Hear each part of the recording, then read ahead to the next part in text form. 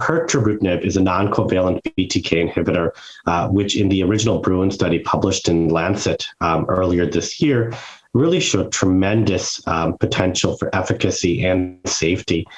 In terms of efficacy, it worked specifically in patients who were prior BTK exposed, and from a safety standpoint, didn't show the same toxicity profile we see with other BTK inhibitors. So we didn't see as much atrial fibrillation, neutropenia, or bleeding or bruising events. And so given that early phase data, which showed promise, even in a BTK pre-treated population, there's been development of a new study to basically compare this head-to-head to current covalent BTK inhibitors. So the BRUIN MCL phase 3 clinical trial is going to take any patients with relapsed mantle cell that are BTK naive, and patients will be randomized to investigators' choice.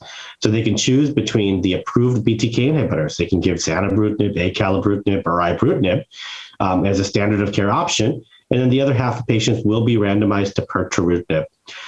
This is exactly the kind of study we want to see done. Rather than comparing Pirtobrutinib to historical controls where we know Pirtobrutinib would be better, this is really comparing it to the current standard of care. And so I think it's a very exciting trial to be a part of. And I'm glad that the sponsors of the company have designed it to really give us a signal as to how this compares to the current standard of care with the covalent BTK inhibitors.